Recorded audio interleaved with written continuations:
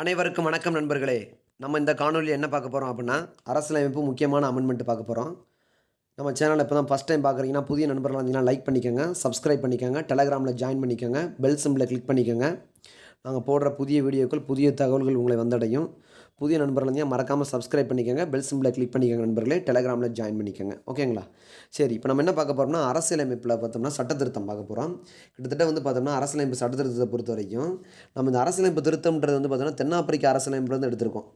இதுக்கான ஆர்டிகல் வந்து பார்த்தீங்கன்னா 368 தென்னாப்பிரிக்க அரசியலமைப்பு சட்டத்திலிருந்து எடுத்திருக்கோம். இதுக்கான ஆர்டிகல் வந்து 368. பாராளுமன்றத்தில் வந்து பார்த்தோம்னா திருத்தி ஒரு பகுதியில் சேர்க்கறது, நீக்கிறது இதெல்லாம் உருவாக்கப்பட்ட நடைமுறையில் பின்பற்றி தான் இதெல்லாம் பண்ணுறாங்க. இது வந்து கேசவானந்தா பாரதி வழக்கில் 1973ல் பாராளுமன்றமானது அரசியலமைப்பின் அடிப்படை கட்டமைப்பை மீறி திருத்தம் செய்யக்கூடாது அப்படின்னு சொல்லியிருக்கு. ஓகேங்களா? இதன் அடிப்படையில் நிறைய திருத்தங்கள் பண்ணியிருக்காங்க. இதில் முக்கியமான திருத்தங்கள் மட்டும் நம்ம மார்க் பண்ணியிருக்கோம். அதை மட்டும் நீங்கள் பார்த்துக்கிட்டாலே போதும். கிட்டத்தட்ட இது வரைக்கும் வந்து 106 சட்ட திருத்தங்கள் பண்ணியிருக்காங்க நண்பர்களே. 103 புத்தகத்தில் இருக்கு. ஆனால் இப்போ இது 106 வரைக்குமே கொண்டு வந்துட்டாங்க. 106 நாரி சக்தி வந்தான் ஆதினியம், பெண்களுக்கு அதிகாரம் அளித்தல். அதாவது மக்களவை மாநிலங்களவையில் பெண்களுக்கு 33% இடஒதுக்கீடுக்காண்டி நாரி சக்தி வந்தான் ஆதினியம் சொல்லி கொண்டு வந்திருக்காங்க. ஓகேங்களா? இப்போ முதல் அமெண்ட்மெண்ட் என்னது அப்படின்னு சொல்லி பார்த்தீங்கன்னா, முதல் சட்ட திருத்தம் 1951. இதை நீங்கள் மார்க் பண்ணாலே போதும், மார்க் பண்ணி படிச்சுக்கிட்டாலே போதும், உங்களுக்கு பயனுள்ள வகையில் இருக்கும். முதல் சட்ட திருத்தம் 1951 நிலச்சீர்திருத்தத்தை பாதுகாப்பதற்காக 9வது அட்டவணை சேர்க்கப்பட்டது. முதல் சட்ட திருத்தத்தில் பேச்சு மற்றும் வெளிப்பாடு சுதந்திரம், பொது ஒழுங்கு, வெளிநாட்டு அரசுகளுடன் நட்புறவுகள் மற்றும் ஒரு குற்றத்திற்கான தூண்டுதல் ஆகியவற்றின் மீது 3 தடைகள் விதிக்கப்பட்டன. இந்த 3 தடைகள் தான் வந்து என்னது அப்படின்னு சொல்லியிருக்காங்க, முதல் சட்டத்தில் கொண்டுருக்காங்க. சமூக மற்றும் பொருளாதார ரீதியில் பின்தங்கிய வகுப்புகளின் முன்னேற்றத்திற்கான சிறப்பு ஏற்பாடுகள் செய்ய மாநிலத்திற்கு அதிகாரம் வழங்குவதாகும். சமூக மற்றும் பொருளாதார ரீதியில் பின்தங்கிய வகுப்புகளோட முன்னேற்றத்திற்கு சிறப்பு ஏற்பாடு செய்கிறதுக்காண்டி மாநிலத்திற்கு அதிகாரம் வழங்குறது தான் வந்து இந்த முதல் சட்ட திருத்தம்ன்றாங்க. நிலச்சீர்திருத்தம், பேச்சு மற்றும் ஒழுங்கு வெளிப்பாடு, வெளிநாட்டு அரசுகளோட நட்புறவுகள், ஒரு குற்றத்துக்கான தூண்டுதல் 3 தடைகள் விதிக்கப்பட்டன இது முதல் சட்ட திருத்தத்தில். ஓகேங்களா? அதுக்கு வரைக்கும் பார்த்தோம்னா 6வது சட்ட திருத்தம் 1956. பத்திரிகைகள் தவிர்த்து விற்பனை கொள்முதல் செய்யும் மாநிலங்களுக்கிடையே நடைபெறும் வர்த்தக மற்றும் வாணிபத்திற்கு விதிக்கப்படும் வரி. இது வந்து 6வது சட்ட திருத்தம். 6வது சட்ட திருத்தம் 1956. பத்திரிகைகளை தவிர்த்து பார்த்தீங்களா, அல்லது கொள்முதல் செய்யும் மாநிலங்களுக்கிடையே நடைபெறும் வர்த்தக மற்றும் வாணிபத்திற்கு விதிக்கப்படும் வரி. இது 6வது சட்ட திருத்தம். 7வது சட்ட திருத்தம் ரொம்ப முக்கியமான சட்ட திருத்தம் 1956 கொண்டு வந்திருக்காங்க. மாநில மறுசீரமைப்பு 1956. 8வது சட்ட திருத்தம் 1959 ஜமீன்தாரி முறை அகற்றம். ஜமீன்தாரி முறை வந்து நமக்கு தெரியும், காரன்வாலிஸ் 1793 கொண்டு வந்திருப்பார். இது நீக்கப்பட்டது எப்பொழுது அப்படின்னா 1959. 8வது சட்ட திருத்தம் 1959 ஜமீன்தாரி முறை ஒழிப்பு அகற்றம். ஓகே. 9வது சட்ட திருத்தம் வந்து பார்த்தோம்னா 1960 இந்திய பாகிஸ்தான் உடன்படிக்கை 1958 படி மேற்கு வங்கத்தில் அமைந்திருக்கும் இந்திய ஒன்றிய எல்லைக்குட்பட்ட பெரும்பாதி பகுதி பாகிஸ்தானுக்கு விட்டுக் கொடுக்க ஏற்படுத்தியிருக்காங்க. அதாவது இந்திய பாகிஸ்தான் உடன்படிக்கை 1958 போட்டிருக்காங்க. அதன் அடிப்படையில் மேற்கு வங்கத்தில் அமைந்திருக்கும் இந்திய ஒன்றிய எல்லைக்குட்பட்ட பெருபரி பகுதி பாகிஸ்தானுக்கு விட்டுக் கொடுக்க ஏற்படுத்தப்பட்டது. ஆனால் பாகிஸ்தானுக்கு 9வது சட்ட திருத்தம் 1960 இந்தியா பாகிஸ்தான் உடன்படிக்கை 1958 போட்டு அதன்படி என்ன பண்ணியிருக்காங்க அப்படின்னா விட்டுக் கொடுத்துருக்காங்க. பெருபாரி மேற்கு வங்கத்தில் இருக்கிற அந்த பெருபாரி அப்படின்றத பாகிஸ்தானுக்கு விட்டுக் கொடுக்க ஏற்படுத்தப்பட்டது.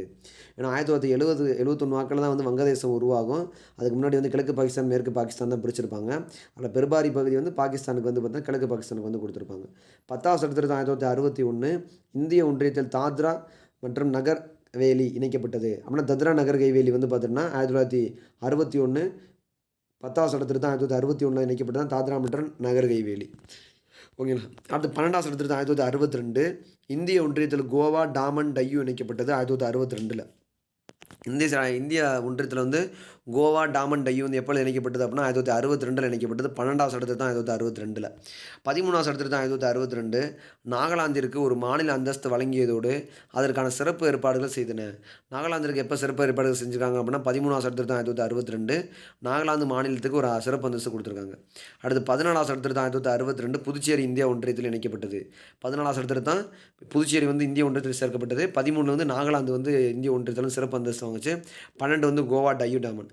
15வது சட்ட திருத்தம் அதுமாதிரி முக்கியமானது 1963 இது வந்து ஓய்வு பெறும் உயர்நீதிமன்ற ஓய்வு பெற நீதிபதிகளோட வயசை 60லேருந்து 62 அதிகரிச்சிச்சு அப்படின்றாங்க. அடுத்து 16வது சட்ட திருத்தம் 1963 சட்டமன்ற உறுப்பினர்கள், அமைச்சர்கள், நீதிபதிகள் மற்றும் இந்தியாவின் தலைமை கணக்கு தணிக்கையாளர் CAG ஆகியோரின் உறுதிமொழியில் இறையாண்மை மற்றும் ஒருமைப்பாடு போன்ற வடிவில் இருக்கும். இறையாண்மை மற்றும் ஒருமைப்பாடு போன்ற வடிவில் இருக்கிறதா வந்து 16ஆம் சட்டத்திருத்தம் 1963. சட்டமன்ற உறுப்பினர்கள், அமைச்சர்கள், நீதிபதிகள்லாம் சிஏஜி ஆகியோர்லாம் உறுதிமொழியில் எப்படி இருக்குமா, இறையாண்மை மற்றும் ஒருமைப்பாடு போன்ற வடிவில் இருக்கிறதா 16ஆம் சட்டத்திருத்தம் 1963.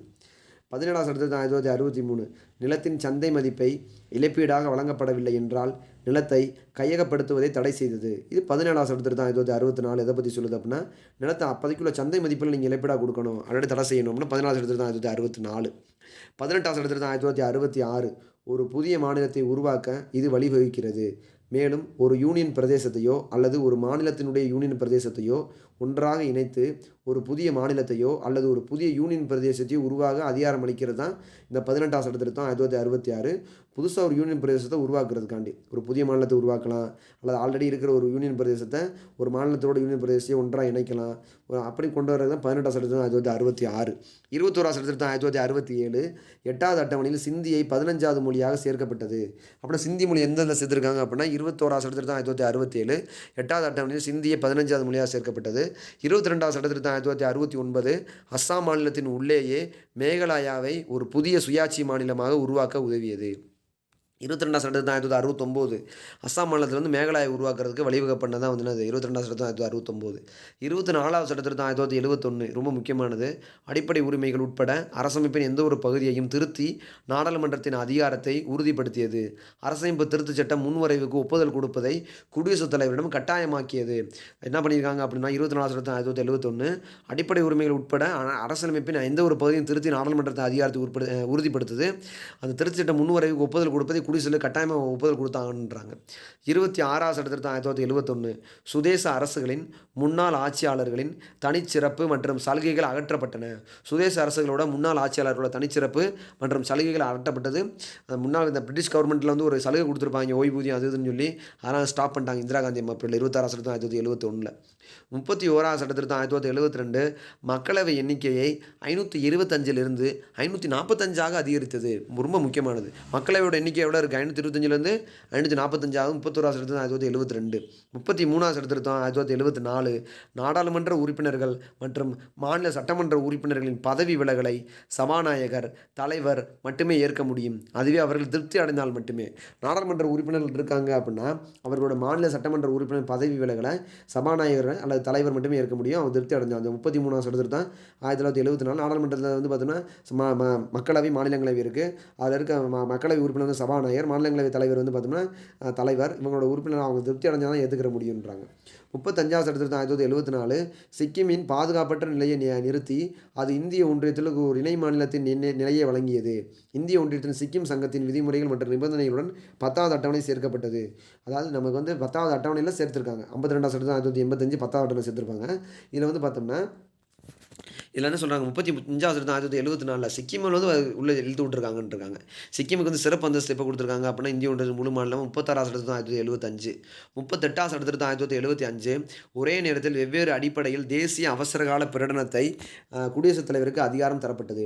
ஒரே நேரத்தில் வெவ்வேறு அடிப்படையில் தேசிய அவசரகால பிரகடனத்தை பிரகடனப்படுத்தலாம் குடியரசுத் தலைவர் அப்படின்னு சொல்லி 38ஆம் சட்டத்திருத்தம் 1975 ஒரே நேரத்தில் வெவ்வேறு அடிப்படையில் தேசிய அவசரகால பிரகடனத்தை கொண்டு வரலாம் அப்படின்னு சொல்லி 38ஆம் சட்டத்திருத்தம் 1975.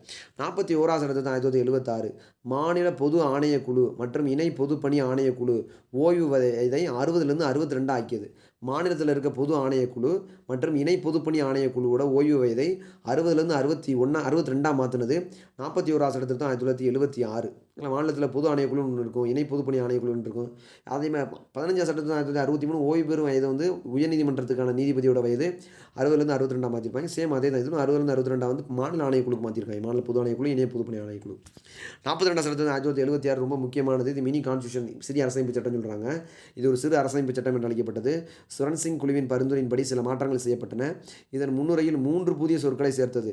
மதச்சார்பற்ற, ஒருமைப்பாடு, சமதர்மம். மதச்சார்பற்ற, ஒருமைப்பாடு, சமதர்மம் சொல்லி சேர்த்துருக்காங்க. குடிமக்களுக்கான அடிப்படை கடமைகளை சேர்த்தது.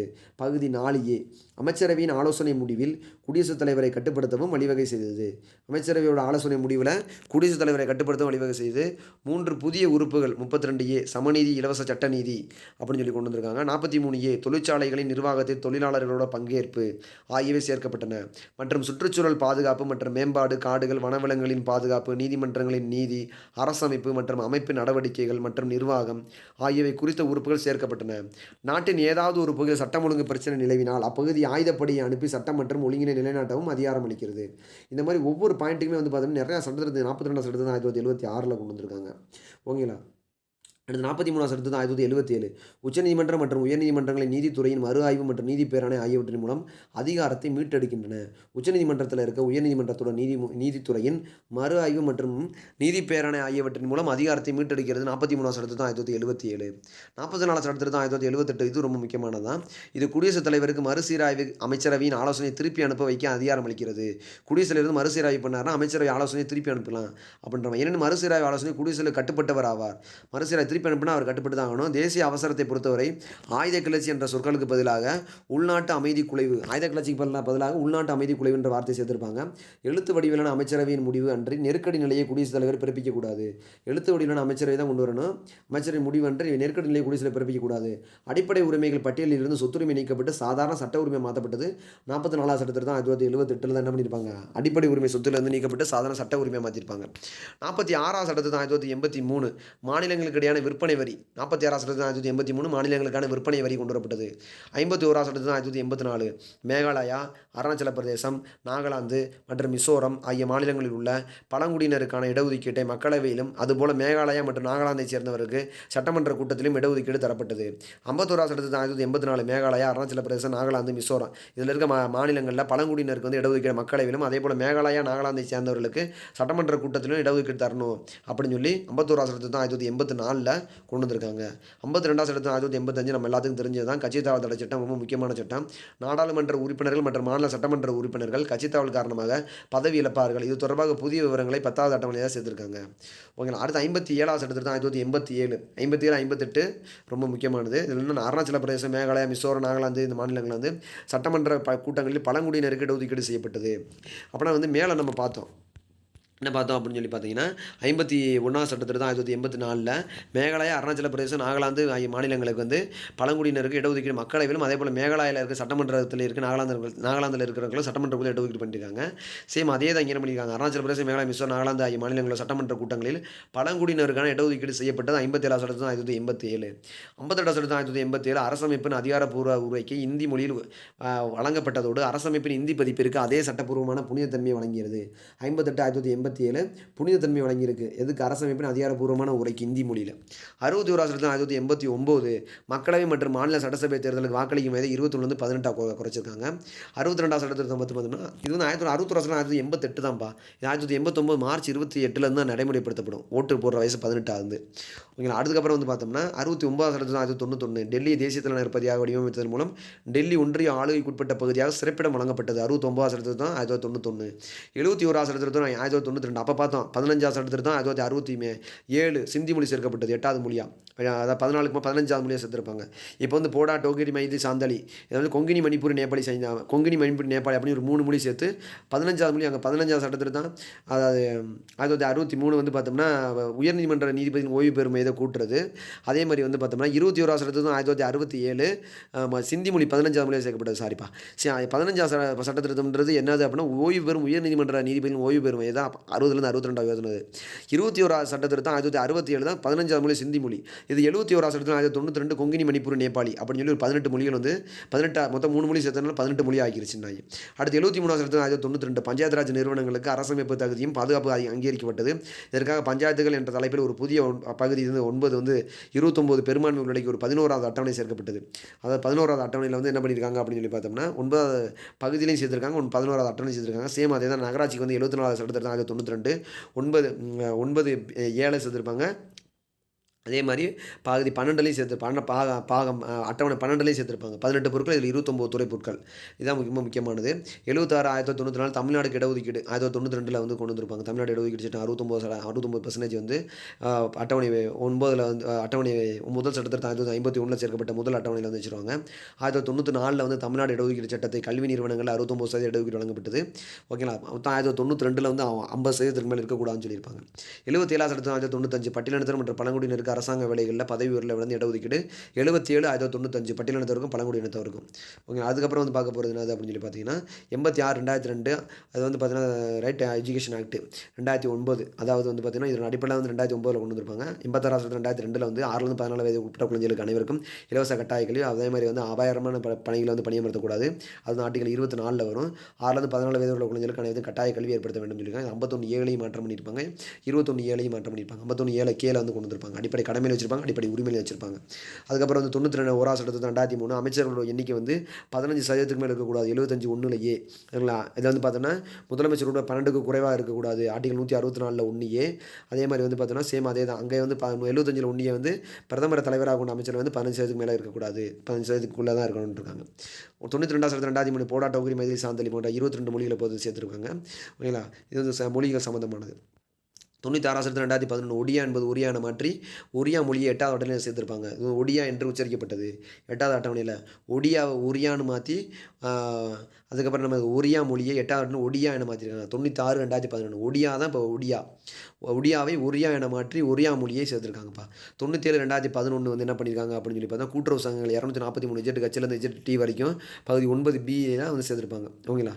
43Bலையும் சேர்த்துருக்காங்க. 42 சட்டத்தில் 1976 42A வந்து சேர்த்துருப்பாங்க. இது வந்து 94 2011 வந்து 43B வந்து சேர்த்துருக்காங்க. 19 கீழ் கூட்டுறவு சங்கங்களை உருவாக்குறதுக்கு இது வந்து வாய்ப்பு கொடுத்துருக்காங்க. 98 சட்டத்தில் 2013 வந்து பார்த்தோம்னா ஹைதராபாத் கர்நாடகா மண்டலத்தை மேம்படுத்துவதற்கு கர்நாடக ஆளுநருக்கு அதிகாரம் வந்து கொடுத்துருக்காங்க. ஓகேங்களா. 99 2014 தேசிய நீதி ஆணையத்தை அமைக்கிறது கொலிஜியம் அமைப்பு சொல்லியிருக்காங்க. 99 100 சட்டத்தில் 2014 வந்து பார்த்தோம்னா வங்காளதேசத்திற்கு எல்லையை பிரித்து கொடுக்குறது 100 ஏக்கர் 100 இதிட்ட பிரித்து கொடுத்துருப்பாங்க. 101 சட்டத்தில் 2016 பொருள்கள் மற்றும் சேவை வரி 2017 அமல்படுத்தப்பட்டது. அதனால் ஜூலை 1 வந்து நம்ம ஜிஎஸ்டி டே அப்படின்னு சொல்கிறோம். 102 சட்டத்தில் 2018 பின்தங்கிய வகுப்பினருக்கு தேசிய ஆணையத்தை அமைப்புகளை வந்து 102 சட்டத்தில் 2018 103 2019 எக்கனாமிக் வீக்கர் செக்ஷனுக்கு வந்து 10% இடஒதுக்கீடு. 104 சட்டத்தில் 2019 வந்து பார்த்தோம்னா அது தேசிய பிற்படுத்தப்பட்ட ஆணையத்தை வந்து அமைக்கிறது 104. அதேபோல் 105 2019 வந்து பார்த்தோம்னா ஆங்கிலோ இந்தியனை வந்து நீக்கினது வந்து கொண்டு வந்திருப்பாங்க. அதேமாதிரி 106 சட்டத்திட்டத்தை வந்து நாரி சக்தி வந்து ஆதிக்கம் பெண்களுக்கு இடஒதுக்கீடு. ஓகேங்களா. இது ரொம்ப முக்கியமானது. ஓகே நண்பர்களே, இந்த வீடியோ உங்களுக்கு ரொம்ப பயனுள்ள வகையில் வந்து நாங்கள் நம்புகிறோம். புதிய நண்பர்கள் லைக் பண்ணிக்கோங்க, சப்ஸ்கிரைப் பண்ணிக்கோங்க, டெலகிராமில் ஜாயின் பண்ணிக்கோங்க. இதுக்கான PDF எல்லாமே அதில் இருக்குது. உங்களுக்கு தேவையான அனைத்து PDF இருக்குது. நன்றி நண்பர்களே. அடுத்த வீடியோவில் சந்திப்போம். நன்றி.